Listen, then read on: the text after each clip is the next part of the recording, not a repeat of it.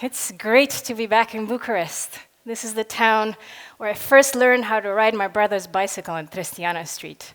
I remember it well because it was right after crashing my brother's bicycle on Tristiana Street. But Bucharest is also where I got my first training in dance. And that's what I'm here to talk to you about today. Not dance generally, not even the kind of dance that I've been training all my life to do, but a peculiar little corner of dance that I'm very passionate about right now. Dance improvisation. I'd like to talk about what it is. I'd like to talk about how to make it happen, and how I think that it can benefit your physical and even your mental health. So let's define terms. What is dance improvisation? It's not simply making random movement. It's more than that. It's finding movement within yourself and bringing it out. It's listening to your inside, your emotions. I've been dancing pretty much full time since I was 9. I've danced many things that look like this, and others that look a little bit more like this. But improvisation isn't either of those. I think improvisation is a lot more than either of those. It makes my body feel better. It puts me in a better mood. It sparks my creativity. And what's more, when I teach it to others, I see those things happening to them too. I love to do that kind of dance. And I love to watch that kind of dance. So, let's divide. No, actually, what I wanted to say is that I think that all of you right now are thinking, this does not apply to you. Let me try to convince you otherwise. Let's divide dance improvisation into 3 categories. This is not a hierarchy. Each level is valid in its own way. The more advanced levels just take a little more practice. The first way of improvising isn't really a way at all. It's just chaos. It's listening to the music and not giving a damn about the rest. There are no rules here, and anything can happen. No rules makes it sound kind of easy, right? Well, it is easy. Let's say you're in your kitchen.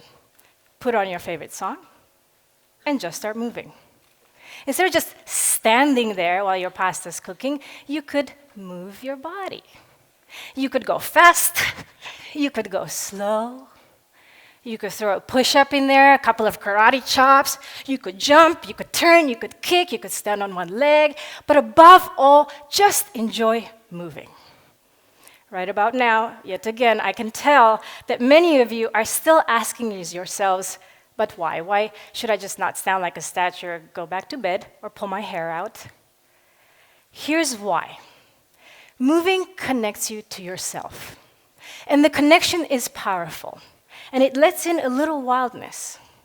We construct our lives to keep the wildness out, but I think letting it in can bring about changes.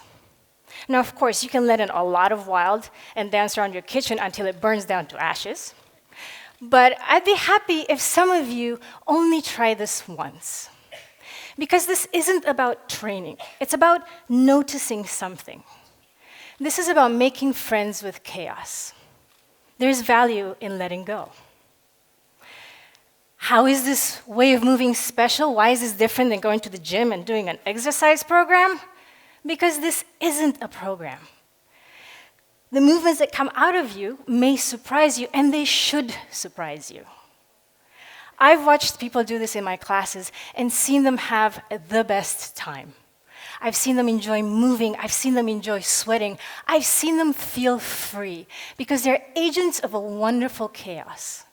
They are engines of physical surprise, and it comes from them. What could possibly be more self-affirming than that? So, the first step is letting chaos out of the bottle. Second, we apply a little pressure to the chaos, a bit of direction. This is where the improviser harnesses the chaos of the improvisation. Anything can happen here. Still, there are plenty of surprises on the table. But we're going to introduce some structure and see how it affects the movement.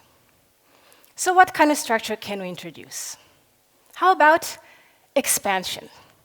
Instead of dancing in one place, you could dance from here, well, to here. That's a constraint. Every motion is still on the table, but we're just defining the space to see what happens. And what is in the space? Well, whatever it is, use it. For example, you could dance around this red carpet, or use these blue things, screens. You could even use the lines that only I can see on the floor. Next, consider your equipment, your body. You've used your body your entire life. How much have you explored it? Try this. Isolate one thing. Take your hand and swim. Then you can swim over here, or you can swim over here, or even over here. Hi, knee. What can hand and knee do? I think they can do probably a lot of awesome things. So, there we have two ways of harnessing the improvisation, by defining the space and defining our bodies. Endless possibilities. With this constraint also comes a bit more definition. It's where you start to see personalities emerge. This is one of my greatest joys as a teacher, is when I'm standing in front of a class and I actually really see someone for the first time. And it's not always the person that caught my eye in the beginning, maybe it's the person that's hiding in the back. But through their exploration of their body in random relationship to the space around them, I actually see something of who they are. Let me try to show you me for a second, using my body in the space to a piece of improvised music that I love. Let's see if you can get what I'm after.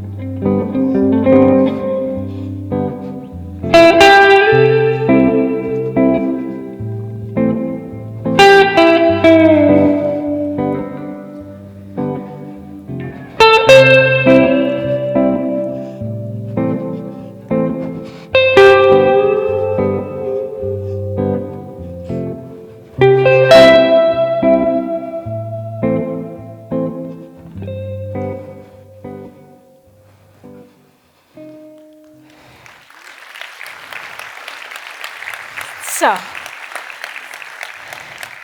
there we have two ways of improvising, right? So we talked about letting go, releasing the chaos, and we talked about applying some direction to the chaos through how we approach the space and our bodies. Is there anywhere we can go from here? Yes. Arguably the biggest space of all, the brain. There's everything you've known up here, everything you can imagine. The past, the present, and the future up here. But perhaps most important, up here is where the emotions get processed. And with practice, you can transform these emotions and how they relate to your individual lives into movement. This is no news to anyone. Your emotions are clearly connected to your body. Dance has a way of making that visible and tangible like nothing else.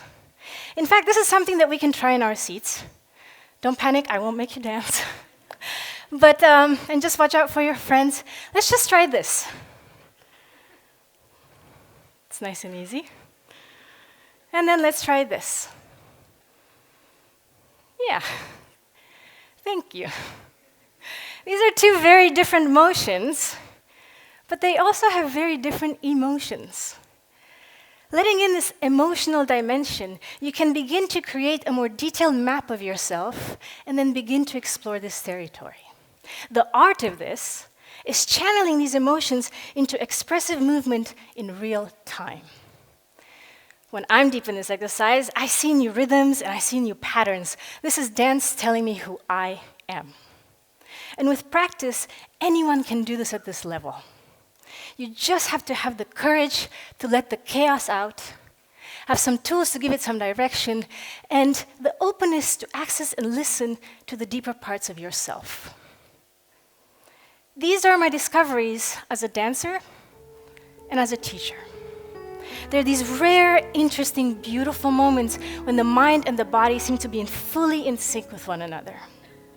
It's the chaos of improvisation providing clarity. It's about how the brain can tell you where it's at through the body. I'm going to take a song that I've listened to a couple of times now. I've moved to it maybe twice, once in my hotel room, once in the rehearsal here today, and well, the third time will be here for you. It's brought up different things for me each time, and I think there's more. And of course, now you are all a part of it. I'd like to give it one last shot. Thank you and enjoy.